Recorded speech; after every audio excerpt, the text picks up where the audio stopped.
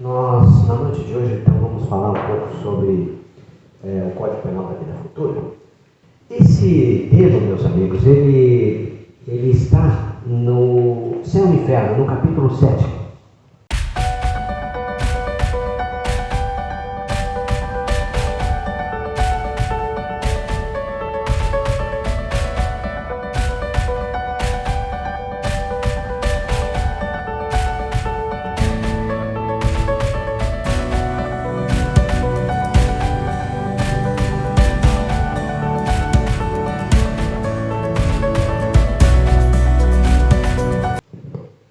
O nome é interessante porque se fala as penas futuras segundo o Espiritismo, o Código Penal da Vida. Sabendo que Deus é extremo amor e bondade, para muitos soa um pouco estranho se falar em pena. Então a gente vai entender um pouquinho o que significa isso nesse contexto, né? Então, para que a gente possa falar um pouco disso, é importante que a gente dê uma passada em alguns aspectos relacionados aos princípios básicos, alguns postulados básicos da doutrina, e considerados por Kardec no seu trabalho de estudo, de catalogação, né, de toda a pesquisa que ele fez envolvendo os espíritos e os médiuns que colaboraram, né? Então, diz o seguinte, uma parte aqui do texto: o assunto Código Penal da Vida Futura está inserido no conjunto das leis divinas, né, ou das leis de Deus ou da justiça divina. Mas o importante é a gente destacar que a principal lei de Deus é a lei de amor, e pela qual nós fomos criados, né? Então ele nos criou e nos deu para cada um de nós uma missão, né? Deus nos deu uma missão. E qual é essa missão? Caminhar em direção à verdadeira felicidade, encontrar a verdadeira felicidade, compreender a verdadeira felicidade. E diz assim, gravemos isto, né? É importante que nós trabalhemos nesse aspecto de entender e buscar a felicidade, porque trabalhando no bem, né, nós precisamos, na prática do bem, vamos na prática do bem consolidando esse entendimento. O Pai, quando nos criou, nos deu o livre-arbítrio e a inteligência, né? Nos deu o poder de escolha de tudo aquilo que nós fazemos, né? Aquilo que a gente quer fazer, deseja fazer, e nos deu a inteligência para analisar e escolher, considerar no contexto aquilo que nós entendemos melhor para nós. Bom, mas nós somos um ser que caminhamos ainda num processo evolutivo e na imperfeição, cometemos muitos erros nessas escolhas. Então, diz o seguinte: meus amigos, não tem como nós buscarmos então essa compreensão do Código Penal da Vida Futura sem um estudo detalhado dos postulados da codificação da doutrina espírita. Como é que a gente faz isso? Então, o que nós temos? As casas espíritas, elas apresentam o estudo sistematizado da doutrina espírita e nos possibilita, através desse estudo, avançarmos dos simples ao complexo para entender todo esse contexto das leis de Deus, né? Então, o que a gente fez? Para que se imagine, para que se pense, para que se raciocine em cima do Código Penal da Vida Futura, nós vamos buscar, então, um pouco de os princípios, né? Buscar algumas coisas que nos deem fundamento para entender esse contexto. E aí a gente vai vamos na origem de tudo. Eu separei 4 questões aqui para a gente passar por elas, né? A primeira delas, que é importante antes de se falar em justiça divina e se falar em penas, precisamos entender ou repassar o entendimento do que é Deus, né? Que é básico nesse processo. Então, o Livro dos Espíritos, na questão número 1, quando Kardec pergunta aos Espíritos o que é Deus, os Espíritos respondem a Kardec: Deus é a inteligência suprema, causa primária de todas as coisas. Bom, vejamos aqui que os Espíritos respondem a Kardec: inteligência suprema. Aí vem o primeiro aspecto importante. Infelizmente, né, não temos o alcance para sequer imaginar o que é inteligência suprema. As inteligências que a gente conhece são as que estão ao nosso redor, né? São algumas pessoas que se destacam, Einstein, Newton e outros tantos cientistas, mas é o nosso limite, né? Porque Deus, nesse contexto, é a inteligência das inteligências. Então, isso, compreender a inteligência suprema, temos ainda dificuldade. Vejamos ainda, na outra parte da resposta, fala assim: causa primária de todas as coisas. Então, ou seja, é a origem de tudo e, consequentemente, de nós que somos seus filhos. Daí podemos imaginar o amor do Pai por sua criação. Né? Então junta esses dois aspectos bem importantes. Aí nós vamos uma outra questão para ajudar também nesse entendimento. Onde se pode encontrar a prova da existência de Deus? Já que a gente viu os dois contextos iniciais. Aí os Espíritos respondem para Kardec assim, de maneira bem simples. No axioma que aplicais às vossas ciências. Né? Todo cientista considera isso nas suas análises. Não há efeito sem causa. Então ele considera esse mesmo aspecto. Então procurai a causa de tudo o que não é obra do homem e a vossa razão responderá. Para crer-se em Deus, basta se lance olhar sobre as obras da criação, dizem os Espíritos a Kardec. O universo existe, logo tem uma causa, fazendo o mesmo princípio dos cientistas, né? Não há efeito sem causa. Então, duvidar da existência de Deus é negar que todo efeito tem uma causa e avançar que o nada pode fazer alguma coisa. Então, vai trabalhando, vai gerando uma provocação na nossa inteligência, né? Na nossa reflexão, usando a razão e a lógica nessa expressão não há efeito sem causa. Nós vamos meditando sobre isso, né? Ora, se o universo existe, há uma causa, há uma origem, e essa origem é Deus, como já entendemos. Fixemos então isso, não há efeito sem causa. Por que essa questão que a gente está reprisando tanto?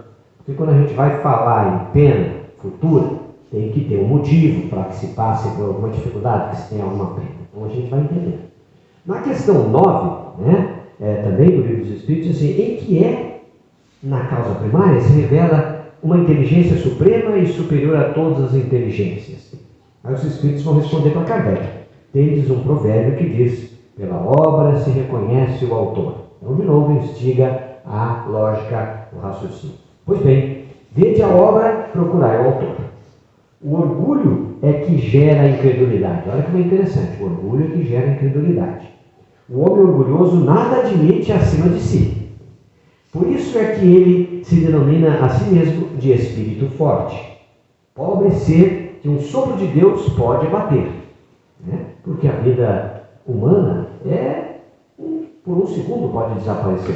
Se parar de respirar por alguns minutos, né, já não se tem mais a vida humana. Então é um sopro de vida. O poder de uma inteligência se julga pelas obras. Pelas suas obras, dizem os Espíritos. Então, não podendo nenhum ser humano criar o que a natureza produz. Então, a causa primária é, consequentemente, uma inteligência superior à humanidade. Quaisquer que sejam prodígios que a inteligência humana tenha operado, ela própria tem uma causa. E quanto maior for o que opere, tanto maior há de ser essa causa primária. Então, aquela inteligência superior é que é a causa primária de tudo. Bom, está claro então.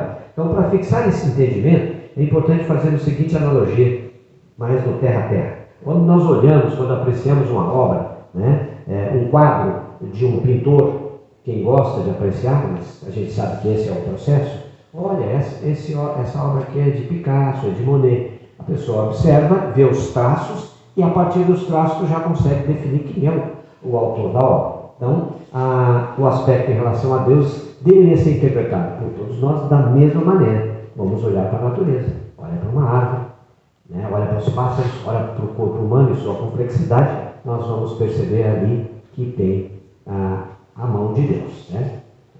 E aí ele pergunta ainda mais uma questão também nessa sequência. Pode o homem compreender a natureza íntima de Deus? Porque se é tão complexo esse contexto todo, o que sobra para a gente? Aí os Espíritos dizem, não pode, falta para isso um sentido.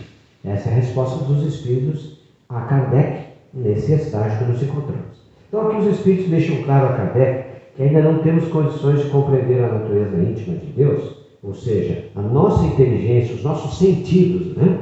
Os 5 sentidos que nós temos mesmo, considerando um sexto de mediunidade, ainda não estão suficientemente completos para tal entendimento.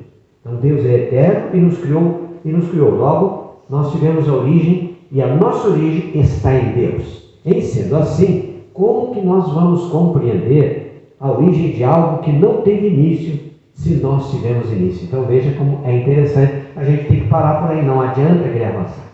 Então, como é que nós vamos querer entender algo que é eterno se nós tivemos início? Né? Então fica complicado. Então por isso que os Espíritos dizem assim, não, falta aí do sentido, temos que esperar o momento oportuno. Mas até lá nós temos que trabalhar o que nós podemos em nós. Bom, se não podemos compreender por completo, né, a natureza íntima de Deus, nós vamos buscar através do que esse entendimento? Os atributos de Deus. É o que o Livro dos Espíritos vai nos colocar em sequência, uma atenção, um foco para isso, né? Então tem uma questão 13, vai nos apresentar os atributos que a gente dá uma passada para fechar esse contexto. Que Deus é eterno. Primeira coisa que os Espíritos informam a Kardec, né? Respondem a Kardec. Logo, ele não teve início. Nós já tivemos que fomos da criação. É imutável, quer dizer, não se altera. As leis que regem o universo são perfeitas. É imaterial, ou seja, difere de tudo que nós conhecemos ou chamamos de matéria, né? Então, quer dizer, a nossa percepção de matéria é algo que se transforma, e Deus não se transforma. É onipotente. Por quê? Porque ele tem um poder soberano, né? É soberanamente justo e bom. Quer dizer, também da mesma forma, se colocando em níveis bem assim. Então, quer dizer que tudo que decorre de Deus e as suas leis são perfeitas. Então, esse é um processo para que a gente possa ir caminhando para o entendimento de Código Penal da vida futura. Que quando se fala em penal, quer dizer, esse é castigo, né? Precisamos entender bem. Pensa em alguém justo e bom que você conhece, né? A gente fica imaginando. Agora imagina como seria a soberana justiça e bondade de Deus. Porque a gente tem muitas pessoas que a gente diz, isso é muito bom, olha a caridade que faz. Então agora imagina a bondade do Criador, imagina a caridade, vamos dizer assim, do Criador em relação a nós, né? Então, o que nós vemos? Agora compreendemos, a gente passa a ter uma compreensão que nós somos filhos de Deus, que somos imortais, aspecto muito importante, porque nos dá toda uma visão de caminhada para o nosso desenvolvimento. Nós vamos ver na questão 115 do Livro dos Espíritos, aquele complemento que citamos no começo da nossa explanação. E que o Criador, então, nos dotou de inteligência e de livre-arbítrio para que a gente possa desenvolver e progredir e avançar, né, para alçar voos mais altos, voos em direção à felicidade. E aí o que se fala? Quando se fala em voo, precisa-se de asas, né? Com uma asa a gente não consegue voar, precisa duas. Então você tem equilíbrio nessas asas. E aí o desenvolvimento da moral e da inteligência, ou a gente pode considerar amor e sabedoria, né? São as asas que vão nos levar ao progresso, ao desenvolvimento nosso. Muito bem. Então, passados esses aspectos que temos até agora, nós olhamos a humanidade, olhamos a todos nós e nos perguntamos: por que somos diferentes uns dos outros? Essa é uma questão que muitas pessoas se fazem. E a partir do momento que a gente começa a compreender esses postulados, esses processos, nós vamos entender que nós somos diferentes, porque como nós temos a inteligência e temos o livre-arbítrio, todos nós fomos fazendo escolhas ao longo de nossa caminhada. E o Pai permite, nos deixa, e a gente, a partir do momento que faz as escolhas, passa a ser responsáveis por elas. Então, uns estudam mais, uns se empenham mais, se dedicam mais. E aí vão surgindo as diferenças. Um comete mais equívocos. Então, esse é um dos motivos para os quais nós somos diferentes. Mas todos caminham para cumprir a missão que o Pai deu, que é alcançar a verdadeira felicidade. Como? Praticando o bem. Esse é o princípio indispensável, seguindo as suas leis. Então, o que precisa o homem para alcançar a felicidade? Praticar sempre o bem, considerando aquilo que está gravado na nossa consciência, que são as leis de Deus, né? Que nós negligenciamos por um tempo, que nós abafamos, que nós deixamos de lado. Bom, e se nós não seguirmos as leis de Deus, o que acontece? Então a gente vai chegando para o Código Penal da vida futura. Olha, retardaremos o nosso progresso, né? Porque estamos nos atrasando. Responderemos por nossas faltas ou escolhas equivocadas, escolhas que infringem as leis de Deus, até aprendermos que todos nós precisamos seguir as leis de Deus para alcançarmos a felicidade. Então aqui nesse ponto é que se enquadra no ordenamento jurídico de Deus, podemos dizer assim, o Código Penal da vida futura, né? Que é a parte que trata especificamente das penas que decorrem das faltas que nós cometemos, fruto de nossas escolhas. Isso é sempre importante. A partir do momento que se entende isso, a gente vai ter uma nova perspectiva sobre sofrimento. O que é sofrimento e por quê, né? Não tem nada a ver com injustiça, sim resultado das nossas escolhas. Então, a soberana justiça divina não permite, isso é importante, que nenhuma falta perante a lei de Deus fique sem consequências. Então nada passa em branco. Logo, a lei de ação e reação estará sempre presente em nosso caminho. E quanto antes entendermos isso, mais rapidamente caminharemos rumo ao Pai e sofreremos menos. Então, quer dizer, praticando bem, fazendo as escolhas em conexão com as leis de Deus, nós caminharemos com menos sofrimento e mais rápido em direção ao Pai. Então, parece às vezes que nós somos burros, mas não é isso. Todos temos inteligência, é que a gente quer dar mais vazão ao prazer, às sensações, e aí nós nos perdemos na jornada. Para que possamos fazer uma melhor ideia da soberana bondade e justiça divina, vamos ver alguns aspectos da justiça humana, para então podermos perceber a grande diferença entre elas. Então, a gente fez algumas comparações para a gente poder ter uma noção. A justiça dos homens. Quando a justiça dos homens atua? Em que momento ela atua? Quando um dano já ocorreu. Então, ocorreu um dano, a justiça dos homens atua. Por exemplo, quando ocorre um homicídio de um adolescente. Um exemplo. A justiça julga e condena o responsável, e retira ele do convívio da comunidade, da sociedade, para que ele não cometa mais crimes. Bom, nesse momento a justiça humana está punindo o infrator por um determinado tempo e depois devolve à sociedade. Então ela está fazendo já alguma coisa em relação à lei de Deus, mas não está completa ainda. Muito bem, a justiça humana regenera o infrator? O que nós vemos na maior parte dos casos? Infelizmente, na maior parte dos casos, não. A justiça representa a força, ela afasta o infrator do convívio somente. Por outro lado, mesmo que regenerasse ele, que colocasse ele numa condição adequada ainda na sociedade, o infrator ainda não teria cumprido o contexto todo do papel que serve à reabilitação, à regeneração perante as leis de Deus. Então vamos vendo as fragilidades da justiça humana. A justiça humana repara o crime cometido? Uma outra questão importante. A gente vê no jornal, na TV, a sentença que tem que pagar tanto, tem que fazer tanto, mas ela não repara. Porque como que vai se reparar para uma família a morte de um adolescente? Não tem como. Por quaisquer bens, por quaisquer outras circunstâncias que se apresente como uma reparação da justiça, não vai devolver o filho àquela família. Então aí é uma outra fragilidade da legislação humana. Então não podemos deixar de destacar que a justiça humana não pune. Uma infinidade de crimes que não chegam aos tribunais, pois ela nem tudo vê, nem tudo percebe. Mas como a gente disse antes, perante as leis de Deus, nada passa em branco. Nós somos responsáveis. A justiça humana vai fazer uma parte desse papel em relação ao infrator. Vejam que, de certa forma, nós conseguimos falar da justiça dos homens com certa facilidade, porque a gente conhece, a gente tem a noção, a percepção. Mas quanto à justiça divina, é muito mais complexa. Muito mais complexa. Por isso já começamos lá para aqueles conceitos de Deus, dos atributos. E o conhecimento dela, então, não temos uma visão ampla, não conseguimos. Mas nós podemos, através dos atributos, entender e analisar o nível de perfeição.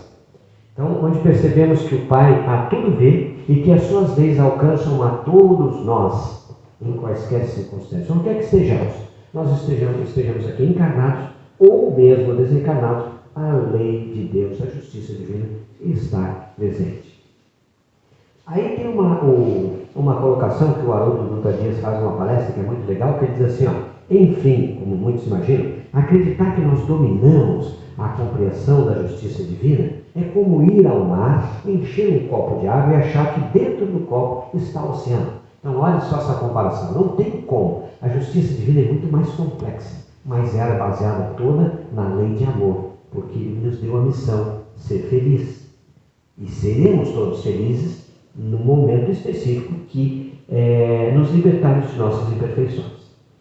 Kardec, então, a partir da observação dos fatos em seu trabalho de estudo e pesquisa dos fenômenos espíritas e com a ajuda dos espíritos que acompanharam a codificação coordenada pelo Mestre Jesus, o Espírito de Verdade, sempre junto no processo da codificação, resumiu no livro Céu e Inferno, nesse capítulo 7, um código que a gente chama de o Código Penal da Vida Futura, que vale a pena nós fazermos uma leitura, repassarmos. Esse é um tema interessante, porque Kardec sintetiza ali um conjunto de informações que dão a noção, a ideia da nossa responsabilidade. A gente pegou alguns aspectos aqui para citar, que destacamos desse código, né?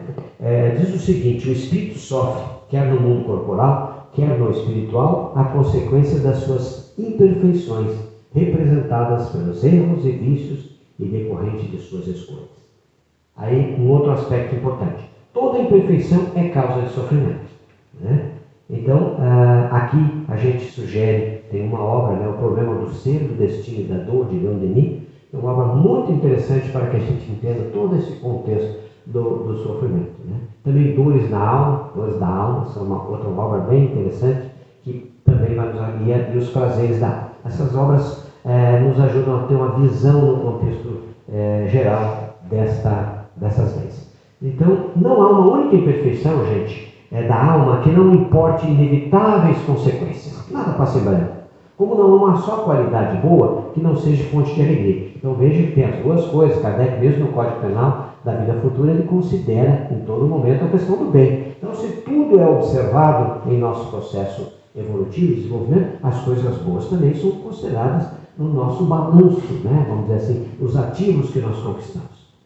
E aí também podemos usar até a matemática. Se a alma tem 10 imperfeições, por exemplo, sofre mais do que a tem 3 ou 4. E quando não lhe restarem imperfeições, a alma será feliz. Lógica do processo. Então vejamos em nosso dia a dia. Quem tem muitas moléstias, muitas doenças, sofre mais do que quem tem apenas algumas. Toma menos remédios, tem menos dificuldades, né? Por sua vez, é através da lei do progresso, aí entra uma lei importante que vai nos possibilitar este caminho de alcançarmos a perfeição relativa, que toda alma tem a possibilidade de adquirir o bem que lhe falta e despojar-se daquilo que tem de mal, né? Das escolhas equivocadas e que ainda nutriram em nós orgulho, egoísmo, vaidade, intolerância, que só nos prejudicam em nossa caminhada. Então, depende do esforço, da vontade, do empenho de cada um de nós ao longo da nossa caminhada como ser imortal. Então, não vamos conseguir avançar o tanto que gostaríamos, muitas vezes em uma só encarnação. É impossível. É passo a passo para que a gente faça as modificações. E Deus, né, não repudia nenhum dos seus filhos. Ele dá oportunidade a todos e valoriza todas as suas obras no sentido de seu desenvolvimento. Ele deixa a cada um o mérito, né, por suas obras. Então, onde estivermos, gente, essa é uma outra questão também que eu ouvi numa palestra, que diz assim, onde estivermos carregaremos as nossas faltas e as nossas virtudes, e elas serão o nosso cartão de apresentação no plano espiritual. O que ele quer dizer com isso? Que fica gravado em nós, no perispírito, as coisas boas e as coisas ruins. E lá a gente não tem essa vestimenta física que não apresenta para o outro quem realmente nós somos. Nós temos uma ideia do que o mundo é, mas no plano espiritual fica notório, na percepção do perispírito, o que somos, né? As nossas falhas, os nossos defeitos, quer dizer, fica claro assim, é perceptível. Então, diante disso, que é colocado para nós que a importância de trabalharmos a nossa reforma íntima para que a gente não sofra mais quando se deparar com a realidade espiritual. Porque todos somos espíritos e o plano espiritual é o nosso verdadeiro lar. Então, esse trabalho de escola aqui é indispensável para que a gente possa retornar melhor, né? O bem e o mal que fazemos decorrem das qualidades que possuímos. Como toda imperfeição é fonte de sofrimento, o espírito sofre não somente pelo mal que fez, como pelo bem que deixou de fazer na vida terrestre, ou seja, pela oportunidade não aproveitada. Olha que interessante, gente. Então, se a gente não aproveita a oportunidade e não faz nada, está fazendo mal, porque estamos atrasando o nosso progresso, estamos impedindo ou dificultando a caminhada de outros irmãos à nossa volta, que também dependeriam em algumas situações de exemplos, de esclarecimentos. Nós como a gente resolveu ficar parado, a gente está atrasando o progresso.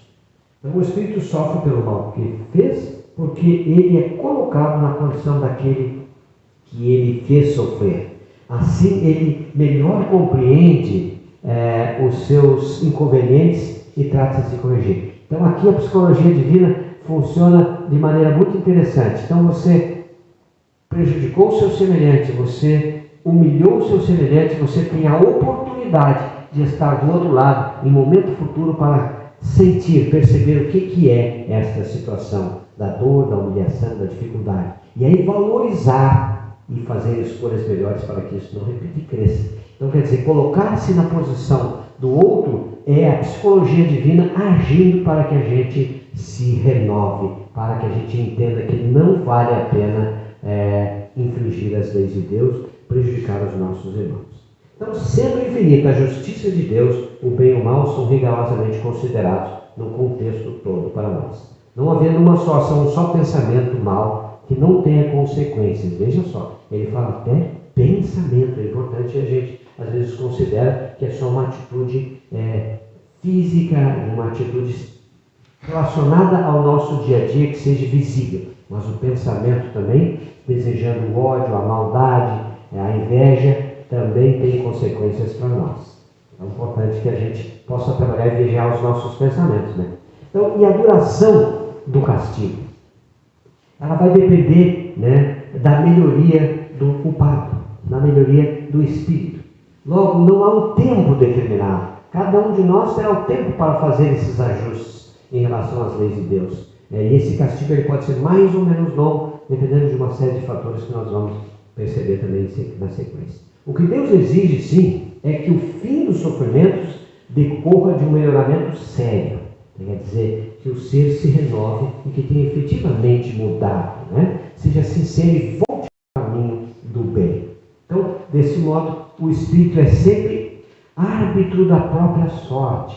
Então, quer dizer, nós somos responsáveis, árbitro dos nossos destinos, né? Então, a nossa inteligência, a nossa escolha que vão nortear isso.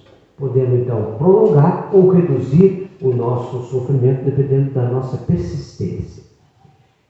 Mas o certo é que não há penas eternas. Esse é outro aspecto interessante, né? Quando se fala de inferno, que muitas vezes, o cidadão cometeu esse ou aquele delito ao longo de sua caminhada e vai para o inferno. Aí isso vai contra a lei de amor, vai contra a lei de progresso, é tudo aquilo que nós falamos soberanamente justo e bom. Então, ela é limitada, vai até o momento em que a gente consegue superar as nossas fraquezas. Bom, passando por esses contextos todos aqui do Código Penal, tem 3 pilares fundamentais para que a gente possa considerar que está apagada uma falta, um erro, um equívoco perante as leis de Deus. E esses 3 pilares que Kardec coloca são o arrependimento, a expiação e a reparação. Quando passa por eles, a gente efetivamente alcançou a nossa retificação, nos modificamos e voltamos ao caminho do bem. Aí, para a gente entender um pouquinho, resumimos alguns aspectos aqui. O que seria o arrepender-se, né? Arrepender-se significa mudar, olha só, gente, mudar a mentalidade que gerou o erro. Ou seja, você acreditava em algo que fundamentou a tua ação lá, quando tu fez alguma coisa que magoou, que prejudicou alguém. Tu acreditava em algo, tu tinha algum fundamento para fazer aquilo. Então você precisa mudar aquela mentalidade para mudar a atuação futura. Isso é arrepender-se, é mudar a mentalidade. Em síntese, arrepender não é simplesmente pedir desculpas. Porque às vezes a gente entende, pedir desculpa, me arrependi, não. Isso é uma parte só do processo. Tem uma caminhada que tem que ir para o aspecto efetivo, a mudança da mentalidade. E é o início de um processo cuja sequência é a expiação da falta cometida. Então, que é aquele aspecto que nós comentamos, a psicologia divina permite que nós fiquemos no lugar do irmão que nós prejudicamos. Quanto mais cedo, então, o espírito se arrepende da sua falta, menos tempo sofrerá. E esse arrependimento pode ser em qualquer momento da caminhada, tanto encarnado como desencarnado, né? Então, a partir do momento que inicia esse processo do arrependimento, ele pode surgir em alguma dessas instâncias. O ser vai começar a entrar numa nova etapa. Aí vem a expiação, o segundo pilar. Por sua vez, consiste nos sofrimentos físicos e morais que eles são consequências. Então, físicos e morais que são consequências. Então, seja na vida atual, seja na vida espiritual. Ou ainda, né, claro, uma nova existência corporal. Pode ser nesta, pode ser no plano espiritual, ou na próxima, ou em próximos. Depende de todo o contexto de merecimento que nós tenhamos. O arrependimento, meus amigos, ele suaviza os traços da expiação. Isso é interessante, porque ele abre a esperança por um caminho de reabilitação. Então, quando o ser percebe, né, ele se arrepende, e ele percebe que ele pode reparar aquela falta, ele pode modificar aquela situação original, ele tem uma esperança, ele tem uma renovação dentro de si que lhe auxilia nessa caminhada.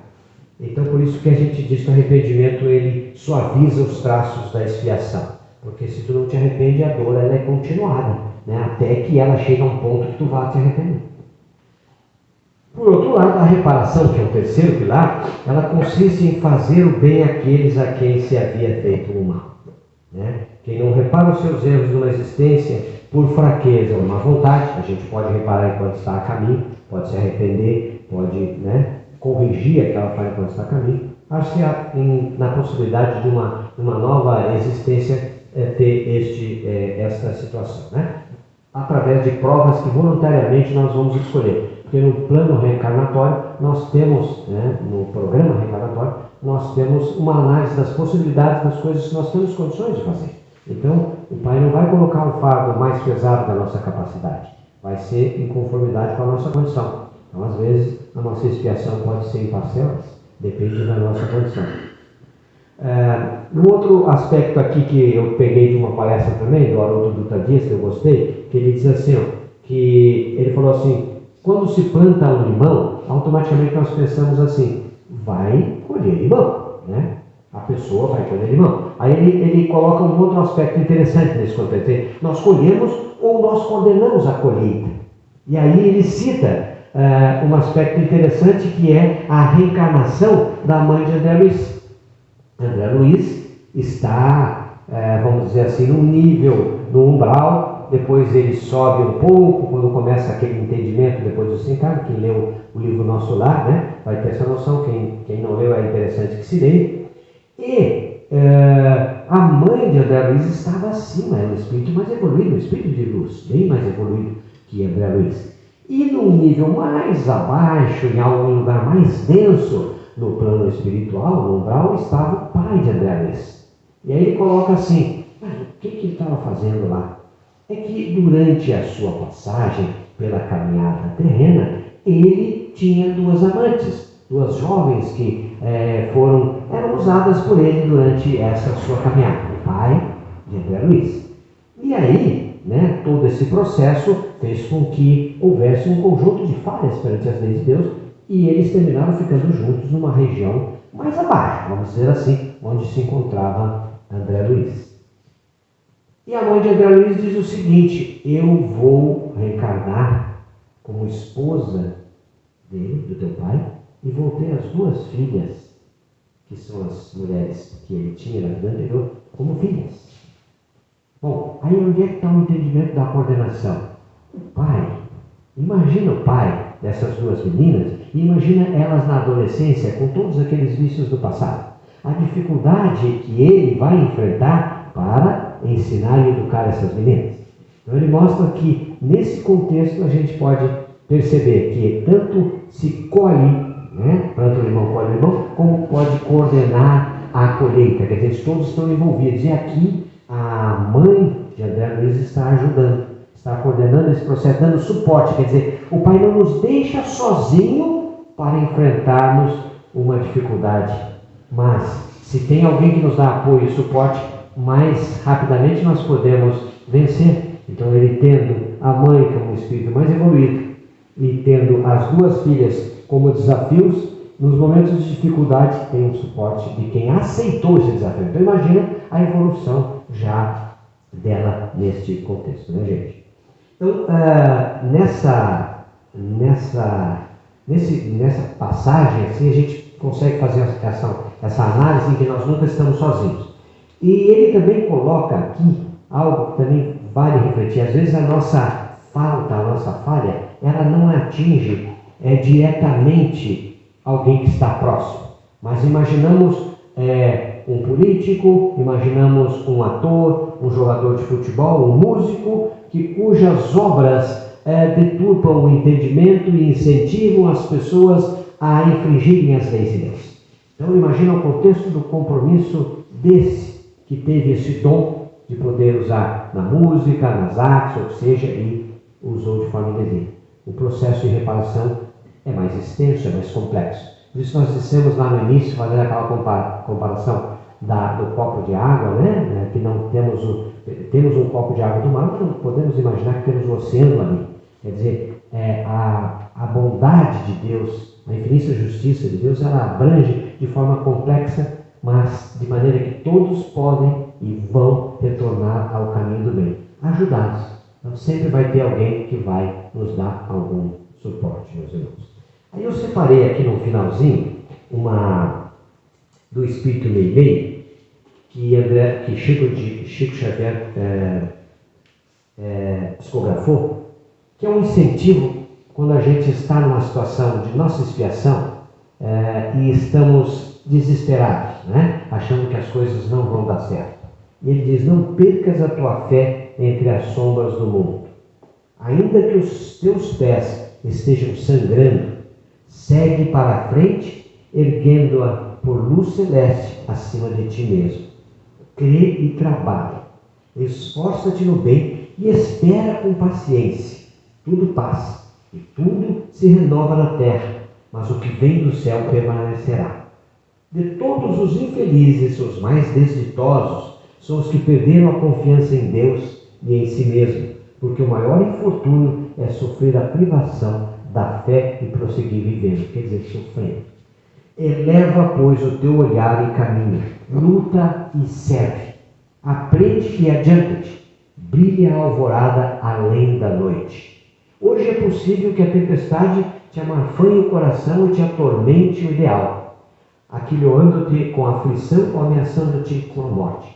Não te esqueça, porém, de que amanhã será outro dia. Então todos nós teremos oportunidades.